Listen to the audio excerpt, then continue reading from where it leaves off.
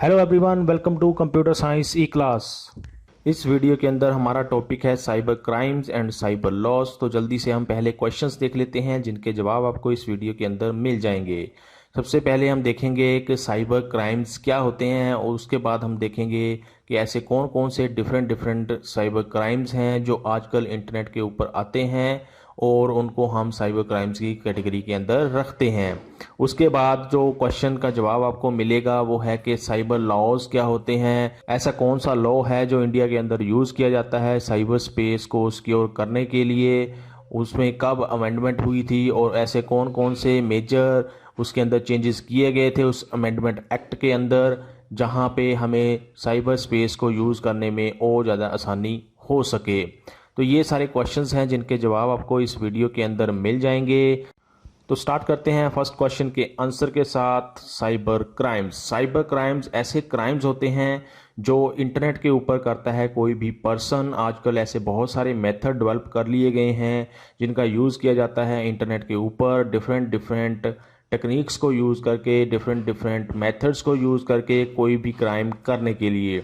तो ऐसे सारे क्राइम्स जो इंटरनेट के ऊपर किए जाते हैं उनको बोला जाता है साइबर क्राइम्स। जो साइबर क्राइम्स होते हैं वो दूसरे क्राइम्स से डिफरेंट हैं क्योंकि साइबर क्राइम्स का यूज़ करने के लिए इलेक्ट्रॉनिक मीडियम का यूज़ किया जाता है। इलेक्ट्रॉनिक मीडियम से ही साइबर क्राइम्स को किया जाता है। तो साइबर क्राइम्स डिफरेंट हो गए बाकी अदर क्राइम्स से जो नॉर्मल लाइफ के अंदर हम देखते हैं। साइबर क्राइम्स जो हैं उनके अंदर कंप्यूटर्स का यूज़ किया जाता है, उनके अंदर नेटवर्क्स का यूज़ किया जाता है ताकि जो दूसरे कंप्यूटर्स या दूसरे नेटवर्क्स हैं उनके अंदर जो भी इंफॉर्मेशन फ़्लो हो रही है या जो भी डाटा स्टोर करके रखा गया है उसको डिस्ट्रॉय किया जा सके, उसको यूज़ किया जा सके अपने पर्सनल इंटेंशंस के लिए, या फिर उनको नुकसान पहुंचाया जा सके किसी भी तरीके से। तो ये सारे क्राइम्स जो होते हैं साइबर क्राइम्स, इनके अंदर इलेक्ट्रॉनिक मीडियम यूज़ हो गए। इलेक्ट्रॉनिक मीडियम के अंदर आप बोल सकते हैं कंप्यूटर्स या फिर नेटवर्क्स का यूज़ किया जाता है बाकी कंप्यूटर्स या नेटवर्क्स को नुकसान पहुंचाने के लिए। साइबर क्राइम एक क्रिमिनल ऑफेंस है, दंडनीय अपराध है और इसको जो भी पर्सन करता है उसको पनिशमेंट दी जा सकती है under the cyber laws. Cyber law हमें इससे सिक्योर करने के लिए, इसे सिक्योरिटी प्रोवाइड करने के लिए डेवलप किए गए हैं, बनाए गए हैं और उनके यूज़ करके किसी पर्सन को पनिशमेंट दी जा सकती है अगर वो साइबर क्राइम करता है। साइबर क्राइम्स अगर हम देखें बहुत सारे टाइप के डेवलप कर लिए गए हैं और उनमें से कुछ एक को अब हम यहाँ पे इस वीडियो के अंदर देखेंगे, समझने की कोशिश करेंगे। सबसे पहला होता है फ्रॉड। फ्रॉड जैसे नाम से पता चल रहा है इसके अंदर कुछ ऐसे मेथड्स यूज़ किए जाते हैं, इलीगल मेथड्स यूज़ किए जाते हैं जिससे कि किसी दूसरे पर्सन की इंफॉर्मेशन को चुराया जा सके, उसको यूज़ किया जा सके अपने पर्सनल इंटेंशंस के लिए, या फिर उससे मनी निकलवाया जा सके किसी भी तरीके से, किसी इलीगल मेथड को यूज़ करके। पर्सनल बेनिफिट्स को गेन करने के लिए ही जो फ्रॉड है उसको किया जाता है और इसके अंदर ऐसा शो किया जाता है उन पर्सनस के द्वारा जो फ्रॉड करते हैं कि वो एक ट्रस्टवर्दी पर्सनस हैं, विश्वसनीय पर्सनस हैं, जिससे कि दूसरे पर्सनस उनके ऊपर यकीन कर सकें और उनको कुछ अपनी पर्सनल इंफॉर्मेशन दे सकें या फिर उनको कुछ मनी ट्रांसफ़र कर सकें, उनके साथ ऑनलाइन कुछ ट्रांजैक्शंस कर सकें। तो फ्रॉड के अंदर कुछ ऐसा दिखाया जाता है कि वो एक ट्रस्टवर्दी पर्सनस हैं और लोग उनके साथ ट्रांजैक्शंस, ऑनलाइन ट्रांजैक्शंस या उनके साथ इंफॉर्मेशन को शेयर कर सकते हैं। एग्जांपल के लिए हम ले सकते हैं जैसे कि सपोज़ करो एक कोई कंपनी है, उसने ऑनलाइन कुछ बिजनेस चला के रखा हुआ है, कुछ ऑनलाइन वो प्रोडक्ट्स सेल करते हैं। जब उनको कुछ ऑर्डर मिल जाते हैं किसी कंज्यूमर के द्वारा, किसी यूज़र के द्वारा और उसकी पेमेंट भी वो कर देते हैं, उनको एक्चुअल जो प्रोडक्ट्स हैं वो उनके पास नहीं पहुंचाए जाते हैं या फिर उनको प्रोडक्ट्स डिलीवर ही नहीं किए जाते हैं। तो ये भी एक एग्जांपल ले सकते हैं ऑनलाइन फ्रॉड की, जहां पे प्रोडक्ट ऑर्डर होने के बाद प्रोडक्ट्स जो हैं वो एक्चुअल प्रोडक्ट्स नहीं पहुंचते हैं कंज्यूमर के पास या फिर प्रोडक्ट्स एक्चुअल में डिलीवर ही नहीं किए जाते हैं कंज्यूमर को।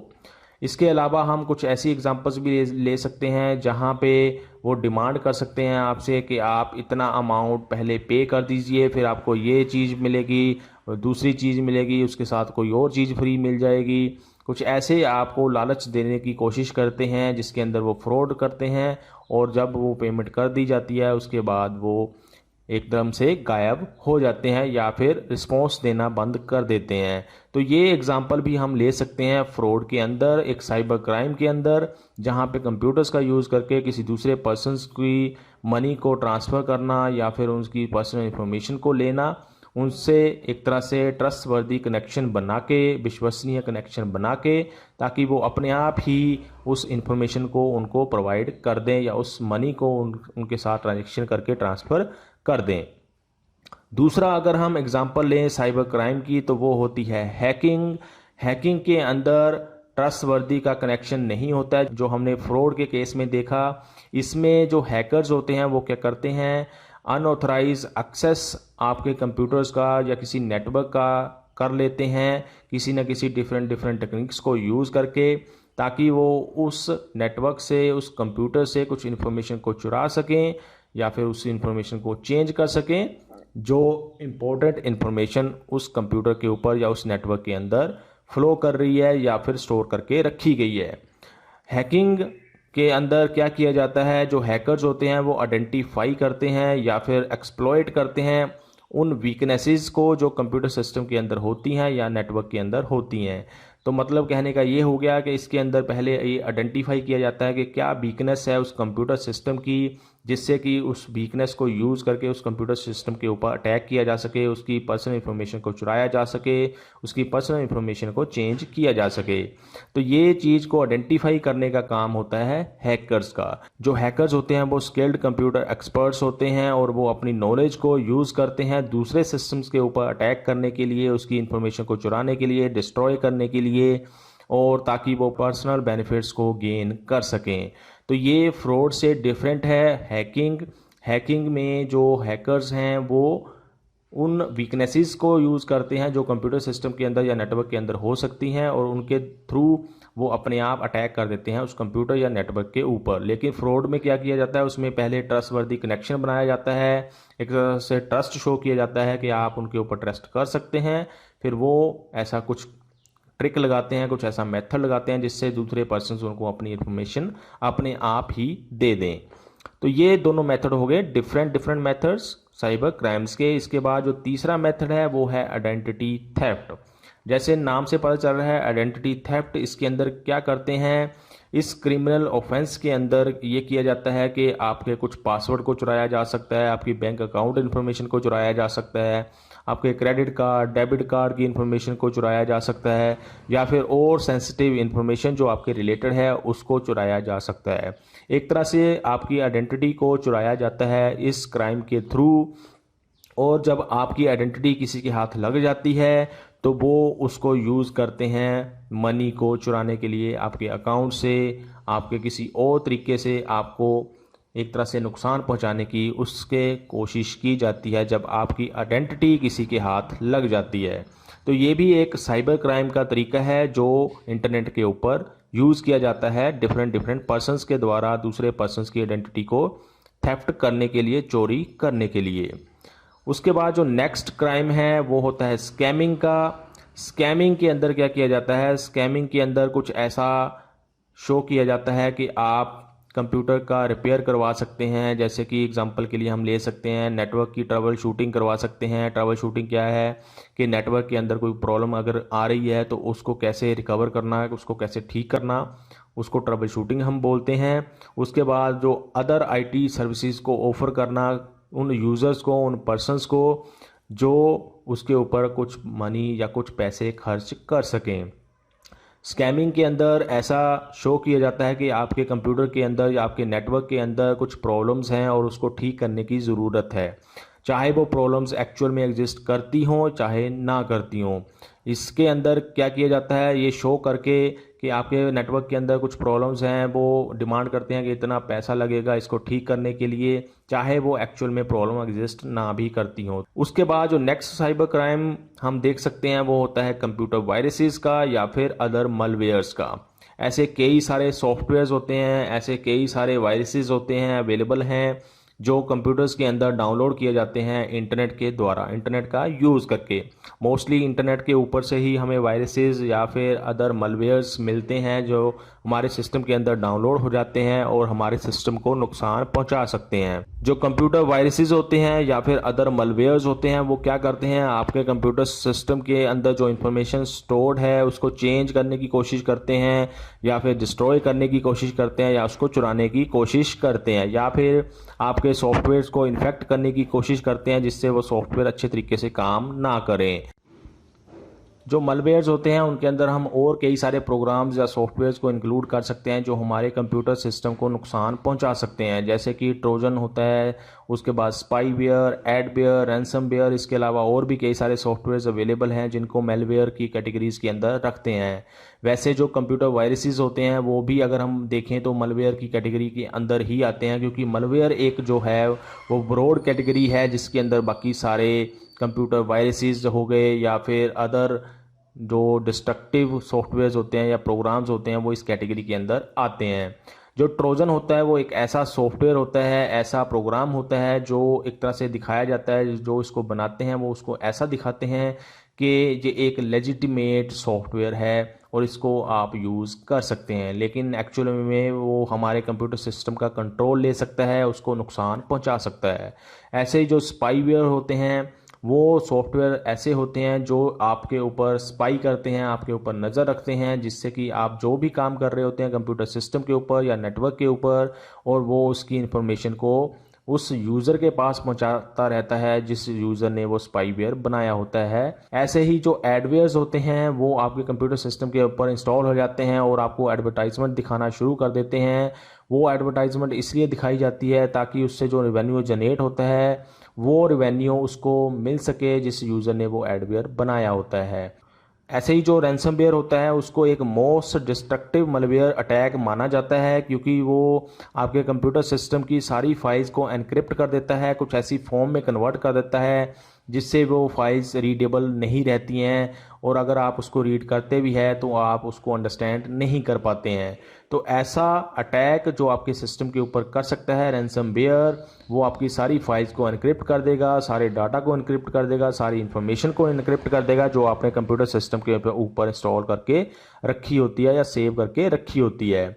फिर वो आपको डिमांड करेंगे कि आप कुछ मनी को ट्रांसफ़र करें उनके अकाउंट के अंदर, तभी वो आपकी फ़ाइल्स को डिक्रिप्ट करेंगे ताकि आप उन फाइल्स को दोबारा से यूज़ कर सको। तो ये कुछ अटैक्स हैं, कुछ क्राइम्स हैं जो साइबर स्पेस के ऊपर किए जाते हैं।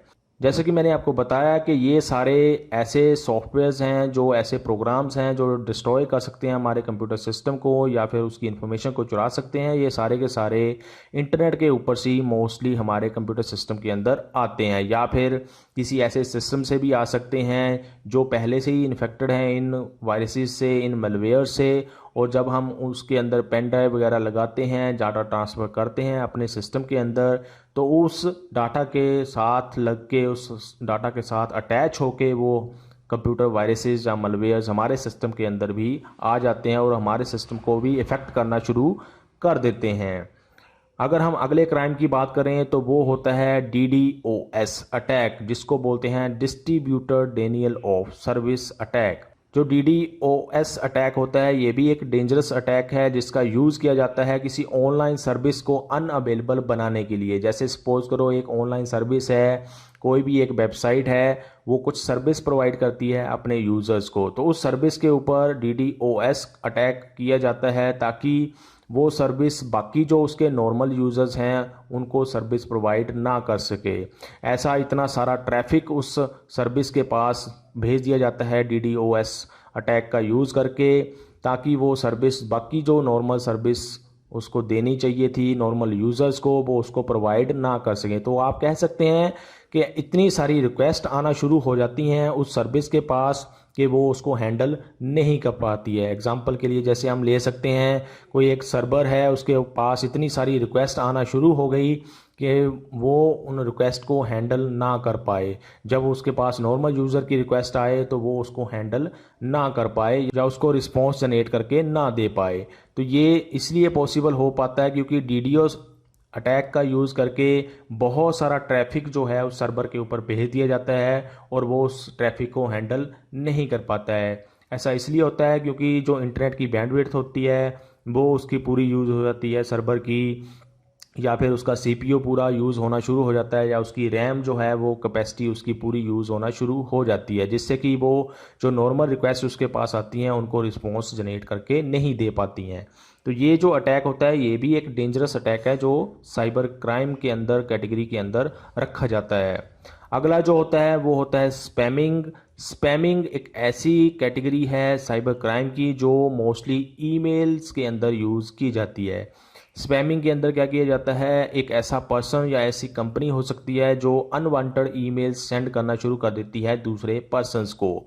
अनवांटेड ईमेल्स, कोई ऐसी ईमेल्स जो दूसरे पर्सन्स को नहीं चाहिए या उनके रिलेटेड नहीं हैं, वो ईमेल्स उनको भेजना शुरू कर दिया जाता है किसी पर्सन के द्वारा या किसी कंपनी के द्वारा। जो स्पैमर्स होते हैं वो जनरली स्पैमिंग ईमेल्स सेंड करने के लिए, इन मैसेजेस को सेंड करने के लिए सॉफ्टवेयर्स का यूज़ करते हैं अनवांटेड ईमेल्स को बनाने के लिए और मल्टीपल यूज़र्स को सेंड करने के लिए।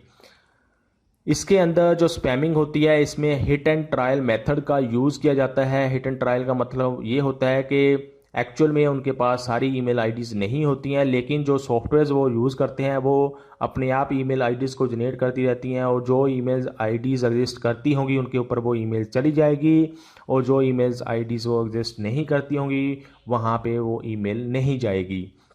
तो हिट एंड ट्रायल मेथड का यूज़ किया जाता है उन सॉफ्टवेयर्स के द्वारा जो स्पैमर्स यूज़ करते हैं।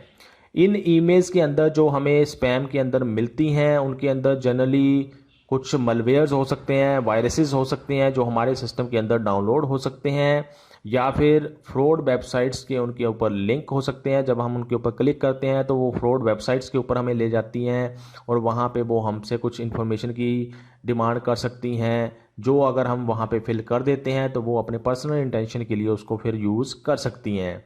उसके अलावा फेक मैसेजेस हो सकते हैं इन ईमेल्स के अंदर, जैसे कि आपको कुछ ऐसा मैसेज आ गया कि आपने इतना लॉटरी का प्राइज़ जो है आपको मिला है या आपने जीता है। तो ऐसे मैसेजेस जो हैं वो स्पैमिंग कैटेगरी के अंदर रखे जाते हैं जो हमें इंटरनेट के ऊपर से मिलते हैं।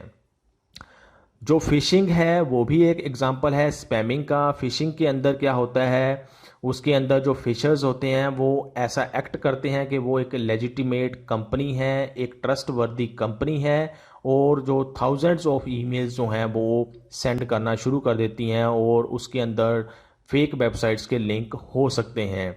तो ये है स्पैमिंग, एक कैटेगरी साइबर क्राइम की। अगर हम अगली कैटेगरी की बात करें तो वो होती है सॉफ्टवेयर पायरेसी। सॉफ्टवेयर पायरेसी क्या है, जब हम किसी कॉपीराइट सॉफ्टवेयर को क्रैक करके यूज़ करते हैं तो उसको बोलते हैं हम सॉफ्टवेयर पायरेसी। क्रैक का मीनिंग क्या होता है कि सपोज करो कोई सॉफ्टवेयर है, उसको चलाने के लिए, यूज़ करने के लिए हमें कुछ पे करना पड़ता है, कुछ मनी देना पड़ता है, उसको ख़रीदना पड़ता है, लेकिन हम ख़रीदने की बजाय उसको कुछ ऐसा दूसरा सॉफ्टवेयर यूज़ करके उसको क्रैक कर देते हैं, उस सॉफ्टवेयर को ऐसा बना लेते हैं जिससे वो हमसे वो डिमांड नहीं करता है कि हम उस परचेज कर सकें उस सॉफ्टवेयर को। तो ऐसा सॉफ्टवेयर क्रैक करने के बाद जब हम यूज़ करते हैं तो उसको बोलते हैं हम सॉफ्टवेयर पायरेसी। ऐसे बहुत सारे सॉफ्टवेयर्स हैं जो पेड सॉफ्टवेयर्स होते हैं, अगर हमने उनको यूज़ करना है अपनी नॉर्मल लाइफ के अंदर तो उसके लिए हमें उनको ख़रीदना पड़ता है। अगर हम ऐसा नहीं करते हैं तो हम एक तरह से सॉफ्टवेयर पायरेसी का यूज़ कर रहे हैं उन सॉफ्टवेयर को यूज़ करने के लिए। इंटरनेट जो है उसके अंदर बहुत सारी ऐसी वेबसाइट्स बनी हुई हैं जहां से हम ऐसे डुप्लीकेट सॉफ्टवेयर्स यूज़ कर सकते हैं, डाउनलोड कर सकते हैं, ऑडियोज़, वीडियोज़, ई बुक्स को डाउनलोड कर सकते हैं। तो जब हम ऐसा करते हैं, उन वेबसाइट्स से उनको डाउनलोड करते हैं, तो उसको हम बोलते हैं कि हम एक क्राइम कर रहे हैं, एक सॉफ्टवेयर पायरेसी कर रहे हैं, और हम साइबर लॉ के अंडर आ सकते हैं, उसके अंदर हमें पनिशमेंट मिल सकती है। उसके बाद जो लास्ट हम यहाँ पे देखेंगे साइबर क्राइम की कैटेगरी, वो होती है साइबर बुलिंग। बुलिंग क्या होती है, किसी पर्सन को हरास करना, उसको थ्रेट करना, उसको एम्बेरस करना या उसको टारगेट करना किसी न किसी तरीके से, उसको बोलते हैं हम बुलिंग। जब वो बुलिंग हम इंटरनेट का यूज़ करके करते हैं तो उसको बोल देते हैं साइबर बुलिंग। साइबर बुलिंग के अंदर यूज़ करते हैं हम टेक्नोलॉजी का किसी पर्सन को हरास करने के लिए, उसको थ्रेट करने के लिए, उसको एम्बेरस करने के लिए, या फिर किसी और तरीके से उसको टारगेट करने के लिए, जिससे कि उसको पर्सन को कुछ नुकसान पहुंच सके या उसको मेंटल डिस्ट्रेस हो सके, उसको हरासमेंट हो सके किसी न किसी तरीके से। Posting personal information, pictures, videos जो ऐसी डिज़ाइन की जाती हैं या ऐसी बनाई गई हैं किसी पर्सन को हर्ट करने के लिए, एम्बेरस करने के लिए, उसको हम बोल सकते हैं कि वो साइबर बुलिंग कैटेगरी के अंदर आता है। तो ये थी सारी साइबर क्राइम्स की डिफरेंट डिफरेंट कैटेगरीज जो हमने यहाँ पे देखी। इसके अलावा और भी कैटेगरीज हो सकती हैं अवेलेबल इंटरनेट के ऊपर जो साइबर क्राइम की कैटेगरी के अंदर आती हैं। अब इन साइबर क्राइम्स को हैंडल करने के लिए, इनसे सिक्योर करने के लिए कुछ साइबर लॉज भी बनाए गए हैं। अब हम उन साइबर लॉज को आगे इस वीडियो के अंदर देखेंगे। तो देखते हैं साइबर लॉज क्या होते हैं और उनके बारे में अंडरस्टैंडिंग करते हैं। साइबर लॉज जो होते हैं वो रेफर करते हैं legal and regulatory aspects of internet and world wide web, ताकि जो इंटरनेट का यूज़ कर रहे हैं पर्सनस, जो वर्ल्ड वाइड वेब का यूज़ कर रहे हैं, वो लीगल तरीके से वहाँ पे काम करें, उसको यूज़ करें, उसको रेगुलेट कर सकें साइबर लॉ का यूज़ करके। साइबर लॉ हमें एक तरह से सिक्योरिटी प्रोवाइड करता है ताकि हम डिफरेंट डिफरेंट साइबर क्राइम से बच सकें या फिर साइबर स्पेस को यूज़ कर सकें अपने पर्सनल बेनिफिट्स के लिए लीगल तरीके से। साइबर लॉज हमें कुछ लीगल रिकॉग्निशन भी प्रोवाइड करता है ताकि हम इलेक्ट्रॉनिक डॉक्यूमेंट्स को यूज़ कर सकें, या फिर ऐसा फ्रेमवर्क प्रोवाइड किया जाता है साइबर लॉ के द्वारा जिससे कि हम ई फाइलिंग कर सकें या फिर ई कॉमर्स ट्रांजैक्शंस कर सकें। आप देखते हैं आजकल हम बहुत सारी ई कॉमर्स वेबसाइट्स हैं जहां पे हम कुछ पैसों का लेन देन कर सकते हैं। तो साइबर लॉ हमें कुछ ऐसी फैसिलिटी प्रोवाइड करता है जिससे वो ट्रांजैक्शंस जो हम ऑनलाइन करते हैं वो हमारी सिक्योर रहें और हम उसको लीगल तरीके से यूज़ कर सकें। ऐसे ही कुछ ऐसे डॉक्यूमेंट्स हो सकते हैं जो गवर्नमेंट हमसे डिमांड कर सकती है और उन डॉक्यूमेंट्स को हम इलेक्ट्रॉनिक तरीके से उस गवर्नमेंट को सप्लाई कर सकते हैं। साइबर लॉ के आने से पहले ऐसा पॉसिबल नहीं होता था। बाय डिफ़ॉल्ट हमें उस गवर्नमेंट एरिया के अंदर जाके या उस गवर्नमेंट ऑफिस के अंदर जाके ही वो डॉक्यूमेंट्स प्रोवाइड करने पड़ते थे, लेकिन साइबर लॉज अब हमें ये रिकॉग्निशन देता है, अब फैसिलिटी देता है कि हम इलेक्ट्रॉनिक तरीके से भी डॉक्यूमेंट्स गवर्नमेंट तक पहुंचा सकें, कहीं हमें जाने की ज़रूरत ना पड़े। इंटरनेट का यूज़ करके ही हम वो डॉक्यूमेंट्स गवर्नमेंट तक पहुंचा सकें या किसी दूसरी कंपनी को या किसी दूसरे पर्सन को पहुंचा सकें। इसके अलावा जो साइबर लॉज होते हैं वो साइबर क्राइम्स के अगेंस्ट वर्क करते हैं ताकि उन पर्सनस को पनिशमेंट दी जा सके, उन पर्सनस को पनिश किया जा सके जो ऑनलाइन साइबर क्राइम्स करते हैं। अगर हम बात करें इंडिया की तो साइबर लॉ जो बनाया गया था वो बनाया गया था 2000 के अंदर और 17 अक्टूबर 2000 को ये इन फोर्स आ गया था। मतलब इसने काम करना शुरू कर दिया था और ये जो एक्ट था ये हमें कुछ फैसिलिटीज़ प्रोवाइड करता था अगेंस्ट साइबर क्राइम्स, या फिर कुछ ऐसे फैसिलिटीज़ प्रोवाइड की जाती थी जिनका यूज़ करके हम लीगल तरीके से कुछ काम कर सकते थे इंटरनेट का यूज़ करके। जो आईटी एक्ट था उसको बाद में 2008 के अंदर उसके अंदर कुछ चेंजेस किए गए, उसको अमेंड किया गया और इसको कुछ नाम दे दिया गया आईटी अमेंडमेंट एक्ट 2008। अब इस अमेंडमेंट एक्ट के अंदर क्या चेंजेस किए गए थे वो हम यहाँ पे मेजर चेंजेस यहाँ पे देख लेते हैं कौन कौन से थे। पहला है डिजिटल सिग्नेचर। डिजिटल सिग्नेचर हम यूज़ करते हैं कुछ इलेक्ट्रॉनिक डॉक्यूमेंट्स को साइन करने के लिए, उसको ऑथेंटिकेट करने के लिए, और उसको फिर रिकॉग्निशन मिल गई थी जब अमेंडमेंट की गई थी आईटी एक्ट के अंदर 2008 के अंदर। ई गवर्नेंस का इसके अंदर हमें रिकॉग्निशन मिला जब अमेंडमेंट किया गया 2008 के अंदर आईटी एक्ट को।